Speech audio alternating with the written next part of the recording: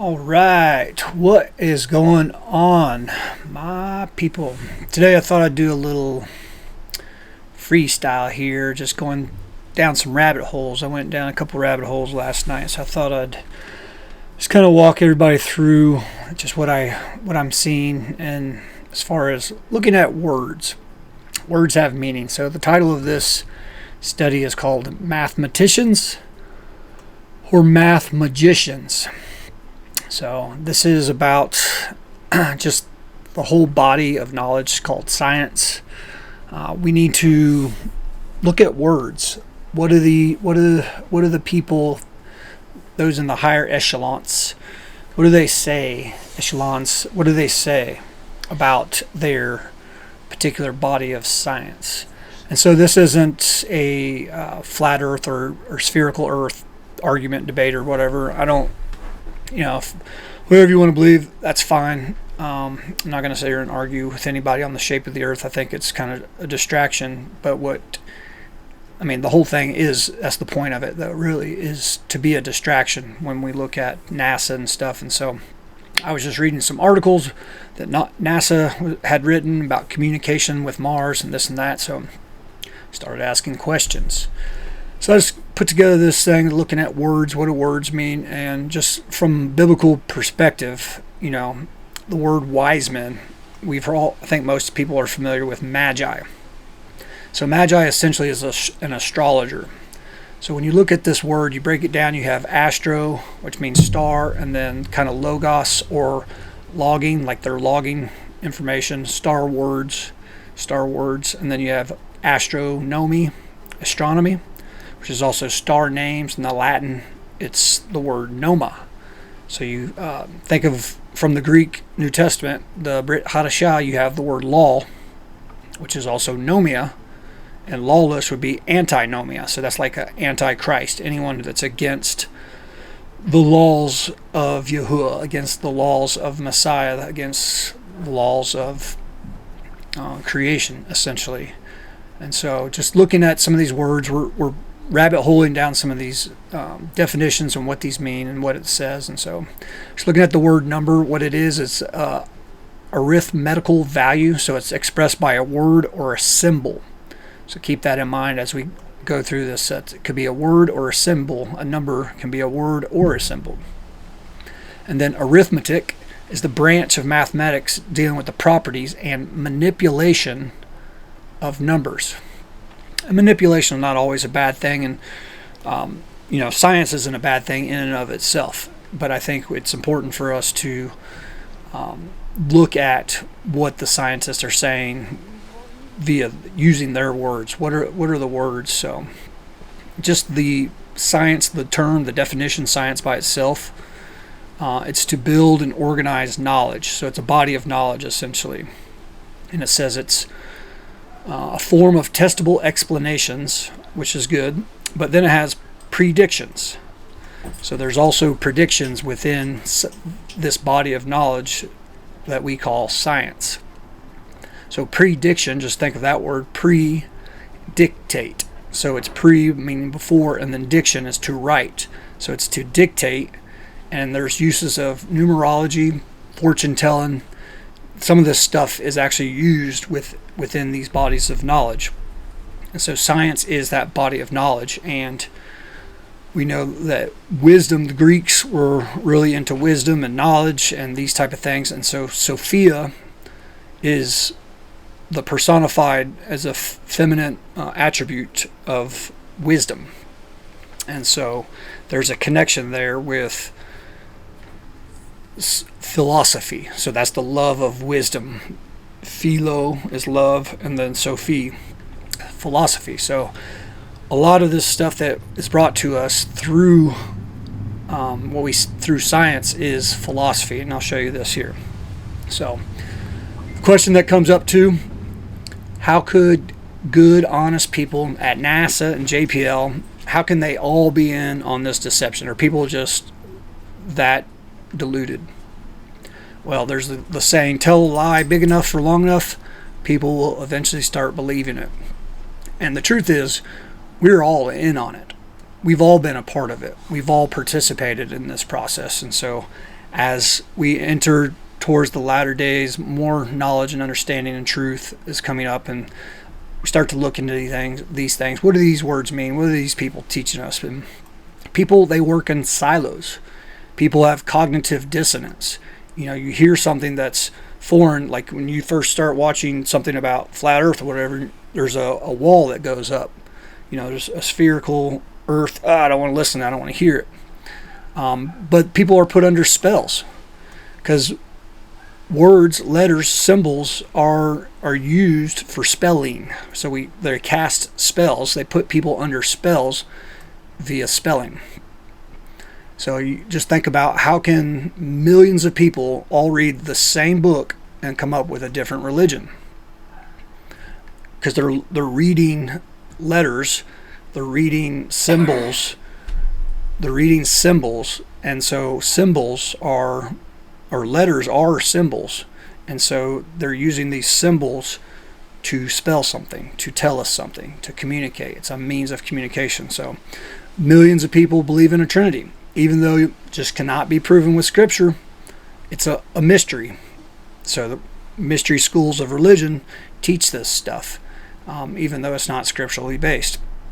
Millions of people believe in Hinduism, Islam, you name it, go on and on. So people get into their silos, they get into their cognitive dissonance, they don't question these things, they don't look at these words, and so this is why there's confusion. This is Babylon, essentially. That's what Babylon means, is confusion. And so we are in this world of confusion. Isaiah 47:13 says, "Thou art wearied by a multitude of thy counselors. Let now the astrologers, the stargazers, the monthly prognosticators stand up and save thee from the things that shall come upon thee." So this is still true today. These people are trying to escape, essentially. They look for eternal life. They feel like they are trapped here on this earth, and that Yah has judgment waiting for them, and they want to escape. They want to escape judgment, is, I think, one of the key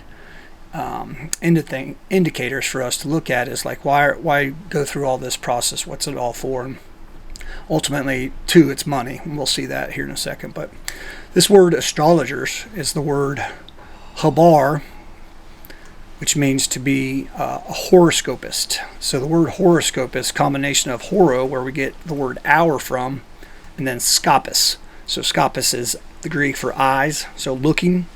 So think of like an hourglass, think of glass ceilings, think of seers. The word prophet used to be the word seer.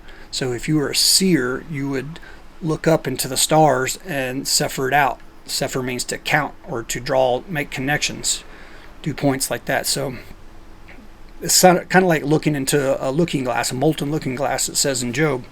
So you're looking into this mirror of sorts, because that's something the occult says is as above and so below.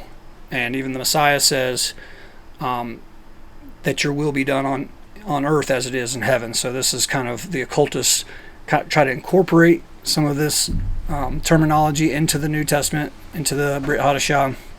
And so and ask this question too, if whether no matter what you believe, like I think most believers reject mainstream scientists' concepts of evolution, Big Bang, a lot of these philosophies and ideas and concepts, but some reason they want to hang on to their space balls. They want to hang on to what they tell us, which these people are prophets, essentially. They're prophets for their gods. It's not a coincidence that all of these spaceships, rockets, etc., are named after gods. That's not a coincidence. And so they have Apollos and Hermes or whoever, I'm trying to think of another one, but I know Apollos is a big one. So they have all these different names of these Greek mythology and gods and stuff that they're shooting their rockets up to. It's almost like they're lifting fire, strange fire, up to the heavens, essentially.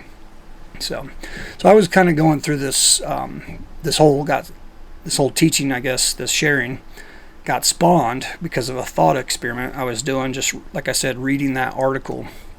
So how does Mars communicate back to Earth? So they said we'll see pictures, communications from the rover supposedly on Mars talking to Earth. So how does that happen? So according to NASA, Mars is 215 million miles away from Earth. 215 million miles away from Earth. I wish I could get a cell signal to do that good, but according to NASA, they use short-range UHF, yes, short-range UHF signals to communicate with and send pictures back from Mars 215 million miles away. So UHF stands for ultra high frequency and it's on the sound wave spectrum. So sound waves, so speed of light is really fast. Sound waves not quite as fast, but sound waves, they need a medium to travel. Light waves don't need a medium, so they can go through outer space faster, right? But sound waves do need a medium. And this is just looking up science, so NASA is telling us that they are sending pictures from Mars of sound waves, via sound waves through space, even though space is apparently nothingness. So sound is a mechanical disturbance through air or another medium. So in order for sound to travel, it has to have a medium. So currently scientists do not consider space to be a medium. As they did in past, it was considered to be an ether. So either they are being dishonest about how they're communicating back and forth, or they are dishonest about what space is, that maybe it's actually a medium, potentially like water or something, so you get sound waves through vibrations, or maybe it's all a bunch of baloney, who knows. But something doesn't add up. So that was kind of the thought experiment I was going through. And then I was like, well, let's just keep digging deeper. Let's see what more we can find. It's like, how does this tie into what's taking place all around us? So that's the question here is, if we were communicating through space, through nothingness, using a technology that requires somethingness, how does that work? And I'm sure there's probably a great explanation on how that works, and maybe I'm completely off on that, and that's fine. I'm not a scientist. I always say the Bible is not a history book. It contains history. It's not a science book. It contains science. It's not a philosophy book. It contains philosophical ideas and stuff like that. So that's not its purpose, essentially. And so these things that we read through scriptures, sometimes they're written for a specific purpose and not for that specific purpose, to prove or disprove science, to prove or disprove history. That's not the intent of the writing at times. So, but I assume it to be truth because it tells us and it shows us these things of how the world works. And so we're going to look at that here. And so if you look at this word ether, just looking at the etymology, the word ether or ethereal, it's the upper regions of space. It says the pure upper bright air, sky, firmament. From the Greek aether, upper air, bright, purer air, the sky. So this is what where they used to be in their thoughts. So it's kind of weird that this was the way they used to consider things back in the day, and now they say, no, that's not true, yet they're using this technology to communicate through this void of nothingness. So also this is tied into to burn. So think of like a star, to burn. So in ancient cosmology, the element that filled all space beyond the sphere of the moon. This was their understanding that they had, constituting the substance of the stars and planets, conceived of a pure form of fire and air as a fifth element. So it's kind of interesting to look at what the way people used to, I guess, rationalize or come to terms with their science and what they understood. And they say the concept was shaken by Michelson-Morley experiment, and then the theory of relativity, one acceptance. But before it went and gave rise to colloquial use of the word, use of ether for radio. So radio waves, think of radio, radius, radial, circular, right? So that's where all this starts to tie in. And then that word ether's connected linguistically to edifice. So edifice is a building. It's a temple, a sanctuary, a dwelling house.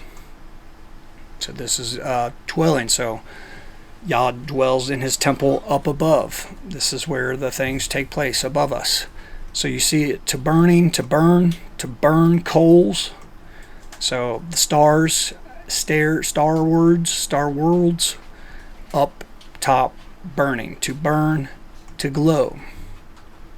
So the word radio connected to radial, radius, meaning going in all directions, like a circle. So they've incorporated circular, really this is circular reasoning. We'll see that here in a second. It's circular reasoning. So when it comes to NASA and JPL and all these other space agencies, you don't need to have initiates into Freemasonry. They are schooled in philosophy. The word mathematician, math comes mathema, which means to learn. So it's the Greek word we see in the Bible as mathano. And then the Hebrew word, it's actually the word lamed, and that's the letter L in Hebrew. So the Paleo Hebrew, it looks like a shepherd's staff. And so they guide and lead the sheep with learning and education. And I'm not saying all education is bad and learning. It's just who's the shepherd and which way are they being led.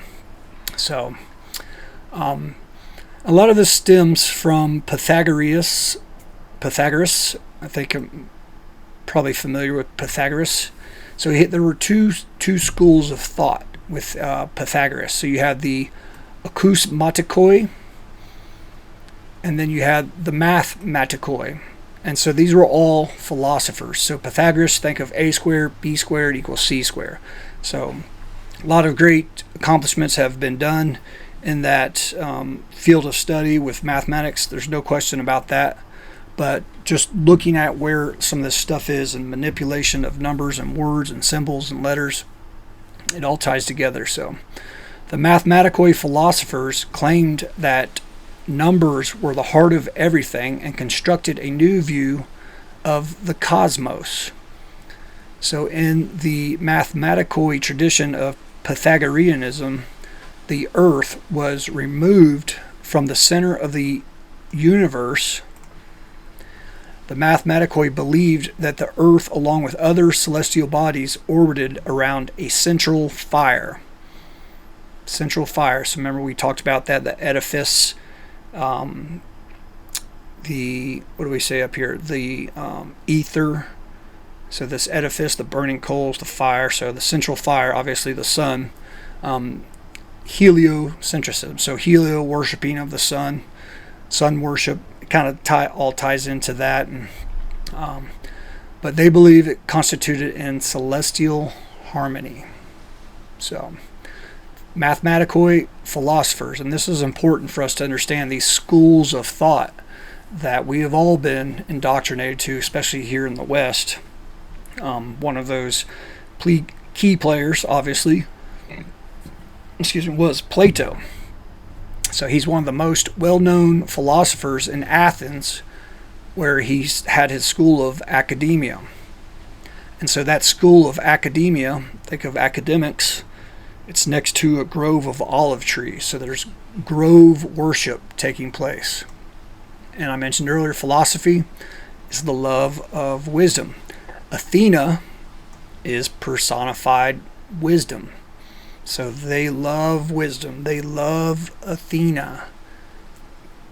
Plato sets up these schools. He has academia, and they are right next to olive groves and groves of worship. So many references in scripture about among the trees where they did these worshiping. So we're just looking at this from a spiritual perspective, not necessarily the shape of the earth, just these ideas that have been brought to us and dovetailing into some of their own words and how they describe stuff. So Pythagoreanism is a philosophic tradition, as well as a religious practice. So this is spiritual. This is religious. It's a religious community. They relied on oral teachings and worshipped Python, the snake, right? Apollo, and the oracular god of Delphic oracle. Pythagoreans preached the austere life. So they are superior to all of us in their math, essentially, the MathMagicians. Pythagoras in his teachings focused on the significance of numerology. So he believed that numbers themselves explain the true nature of the one verse, the universe. So numerology, what is numerology? Focusing Pythagoras, these philosophers, they focused on numerology.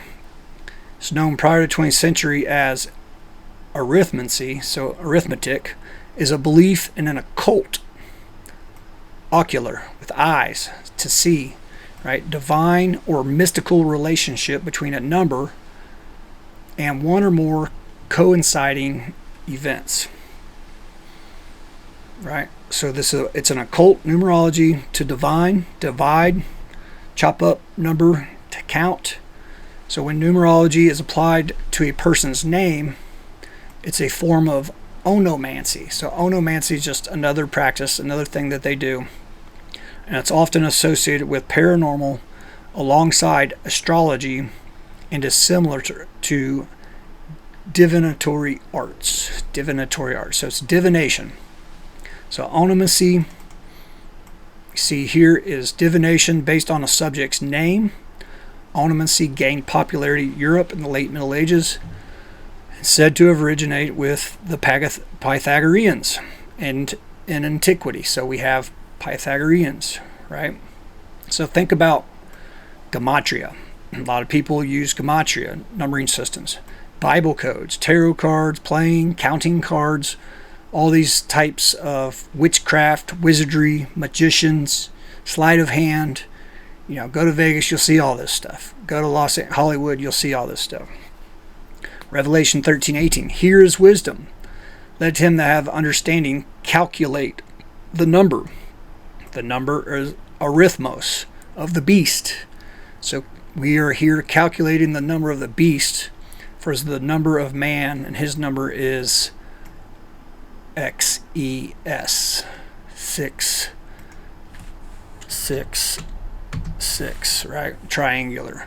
A squared, B squared, C squared. You get this idea that the beast system, and I have a teaching on this, on revealing who the anti-Messiah is, goes in depth on this, but what symbol is that? So it's is it a number? Is it a symbol? Calculate, arithmos. That's the technique. That's what they use. And so I said that we're all in on it because we all came through it.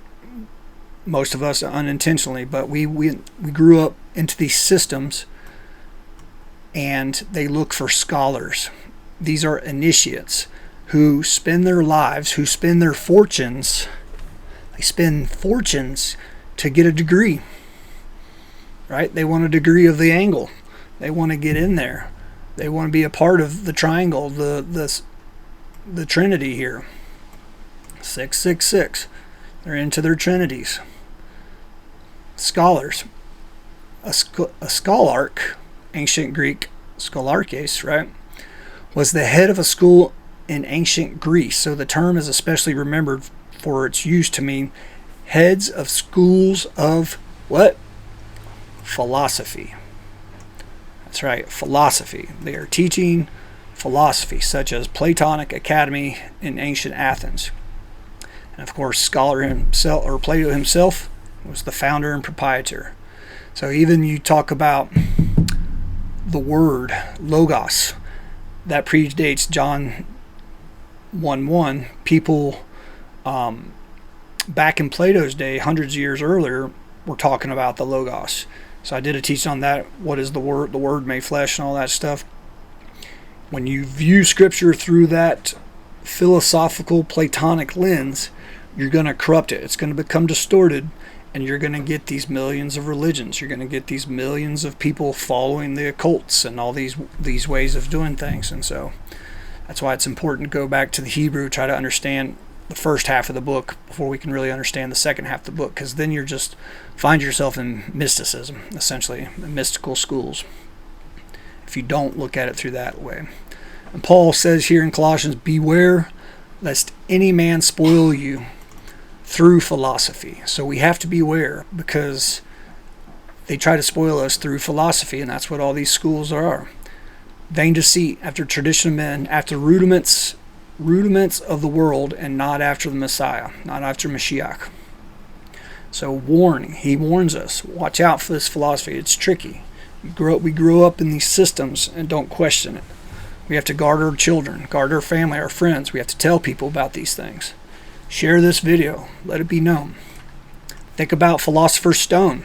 I've never actually seen this movie. I think it was pretty popular, but if you look at the Philosopher's Stone, the Philosopher's Stone was believed to be a magical and mystical properties. The stone could turn base metals into gold, cure illness, provide elixir of youth, and grant immortality.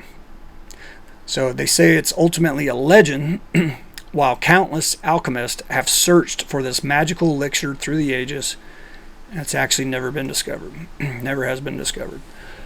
But they believe in this stone, and that's what I said earlier. It's trying to escape, trying to get away from judgment, from death. They want to live forever. This is what they're doing.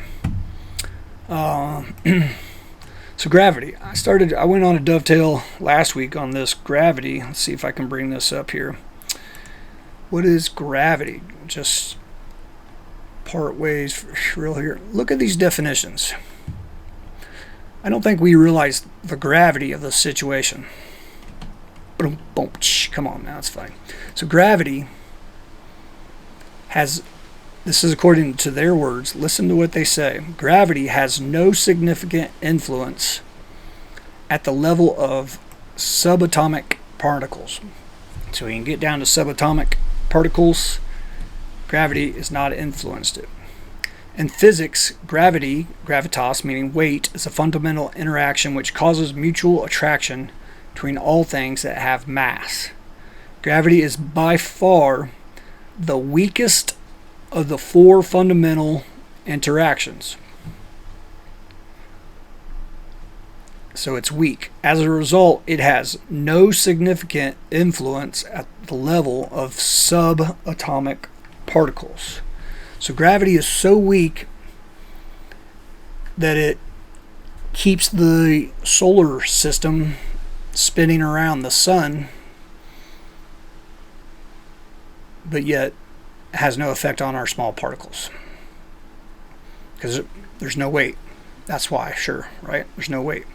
But if one of the examples you see in space is they take two balls, one's heavier, and they'll put it like on a sheet. You put that one heavy ball on there, and you put a lighter one. That lighter ball is going to roll to the bigger ball because it has more mass. That's like the fabric of space. That's the ether, right? Newton's law of universal gravitation says that every particle attracts every other particle. So there's contradictories within their own schools of thought, that's for sure. So in the universe, with a force that is proportional to the product of their masses and inversely proportional to the square distance between their centers. The term gravitational shielding refers to a hypothetical process of shielding an object from the influence of a gravitational field.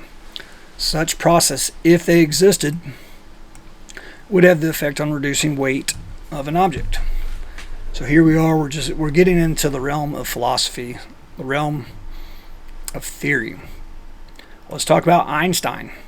Einstein has general relativity, also known as the theory of relativity. So it's a theory. It's a geometric theory of gravitation. Einstein, 1915. Newton's law of universal gravitation. So apparently it's a refining of Newton's law of gravitation, universal gravitation. This is a general physical law derived from empirical observations by what Isaac Newton called inductive reasoning. So Newton called it inductive reasoning, which is kind of one of the founders of some of our science stuff. But it's always presented to us, it's a theory. The Greek word for God is theos. Same root connection. Theos is theory. So they're using inductive reasoning and not deductive reasoning. So they're inserting theories, and they're using witchcraft, numerology, spaceballs, all this stuff to manipulate the populace. So inductive reasoning is, the types of inductive reasoning include generalization, prediction, theory, general relativity. They're telling us all this stuff. It's not a secret. People just aren't looking. We're not looking at the words. Words are so powerful. So generalization fallacy is a faulty generalization is an informal fallacy wherein a conclusion is drawn about all or many instances of a phenomenon. So they don't get it. It's a phenomenon on the basis of one or few instances of that phenomenon. The word pseudoscience is derived from the Greek root pseudo, meaning false, and the English word science, from Latin scientia, which means knowledge. So we gain our knowledge from philosophers who commit generalization fallacies using inductive reasoning for theories of their gods. 1 Samuel 15:23 says, "For rebellion is as the sin of witchcraft, divination, and the stubbornness is as iniquity and idolatry, because they have rejected the word of Yahweh." They've rejected Elohim, and so they've gone about to find their own way of doing things, believing things. "Therefore, ye shall see no more vanity nor divine divinations, for I will deliver my people out of your hand, and you shall know that I am Yahweh." So this is why the people are blind. They can't see, they can't understand, because we're indoctrinated. It's been dictated, prediction, dictated to us, these ideas, these concepts. It's going back here to the Philosopher's Stone, alchemists. So this all ties together. Alchemy. So alchemy, al is al, Elohim. It's actually Aleph Lamed in the Hebrew, Aramaic. So it's an ancient branch of natural philosophy, a philosophical and proto-scientific tradition that historically practiced in China, India, the Muslim world, and Europe. Alchemists attempt to purify, mature, and perfect certain materials. Common names were chrysopoeia. So that's the transmutation of base metals. Essentially, alchemy is, they're trying to make gold. It's an elixir They're trying to have the creation of elixir of immortality. And so this Chrysopia, alchemist attempted to purify, mature, and perfect certain materials. Common aims were the chrysopoeia. I don't know why that's hard for me to say.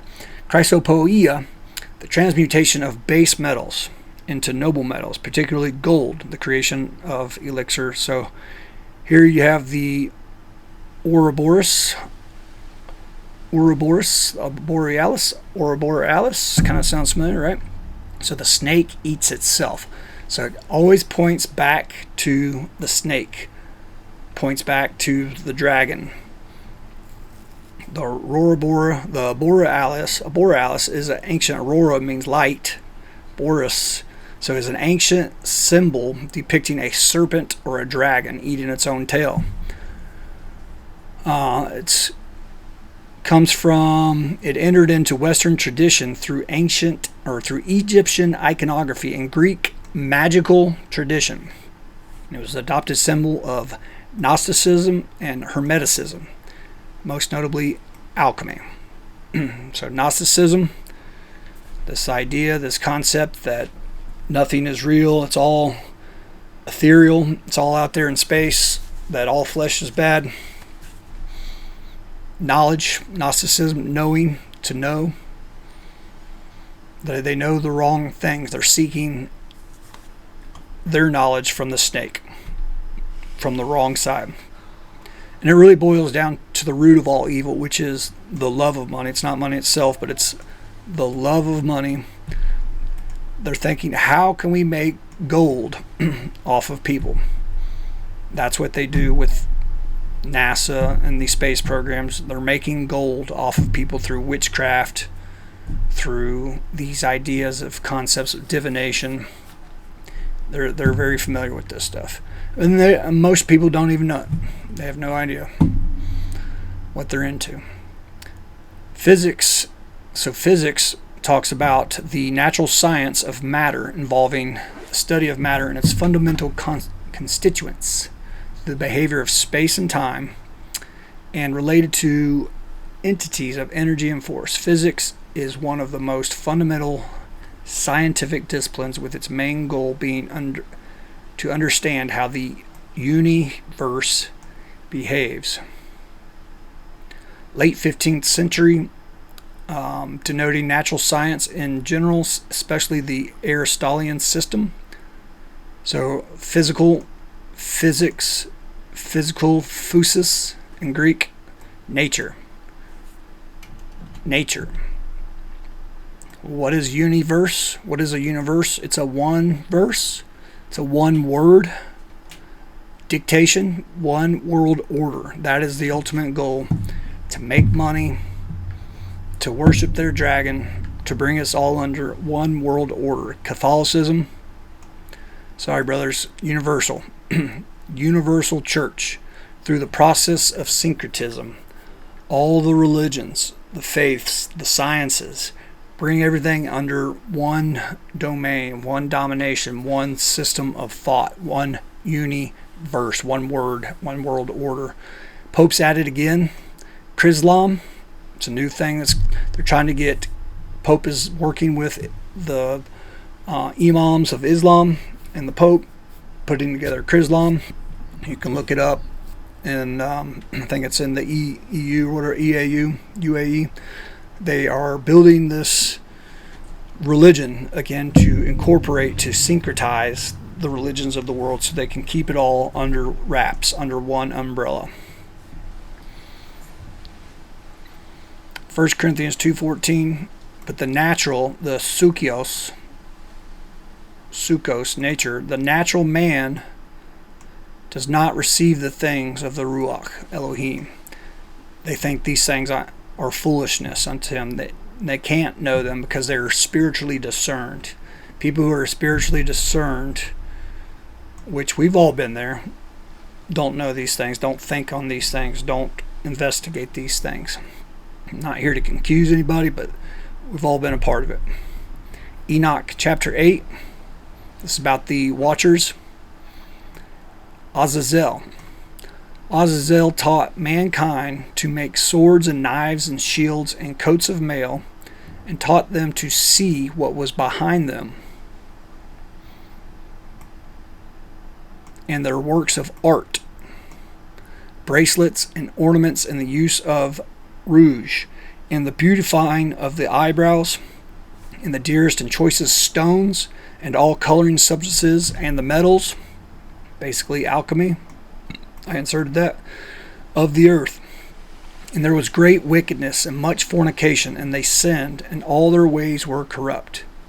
Amazarach taught all the conjurers and root cutters, Amaros the loosing of conjurations, Barak all the astrologers, Kokabel the signs, and Tamel taught astrology, and Asradel taught the course of the moon, prognostication, seeking the moon, conjurer, someone who practiced magic, wizards, magicians. They summon these spirits, they summon these watchers, they summon these demonic entities that teach them the ways of the world. We are not to be friends of the world. So when you come into the land, Yahuwah says that Yahuwah Eloheka gives you, you shall not learn to do after the abominations of those nations. So don't do the way they do it. There shall not be found among you any that makes his son or daughter to pass through the fire, and that uses divination. Think about divining rods. Really, it comes down to use divining rods to find water. Not saying that's evil in and of itself, but it's using a vibration. So there's vibrations up in the firmament, in the heavens, in the scroll, in the temple. Casting lots also is another form of divinations. Dividing stones, dice, rocks. They use these things that are corrupted, not the way that Yahuwah's people used it. Or one that practices sorcery, an enchanter. So enchanter, incantation, spells, whispers. A birdie told me, a twitter, a bird, rumors. They use these words to cast spells, put people under. A witch, a charmer, consulter of familiar spirits. Orb, that's the word orb in Hebrew. It's closely related to Ab, like father, the ancients, the dead spirits, spirits of giants from the watchers. Or a wizard or a necromancer, so somebody who talks to the dead, relatives, demonic entities. For all those that do these things are an abomination to Yahuwah, and because of these abominations, Yahuwah Elohim drives them out before you. So we need to wake people up to these things. I hope that you'll share this video, do your own rabbit hole in research. You know, anybody who's participating in space program, it leaves you with emptiness. Remove the space. Let's fill that space with the word and understand the word above us that Yahuwah has written in his heavenly scroll. These movies, Hollywood, witchcraft, it's all designed to cast spells on people. To use numbers, symbols, all these ideas. So anyway, just wanted to share that little rabbit hole. Let me know if you have any comments, questions. Don't forget to share, like, subscribe. See you on the next one. Shalom.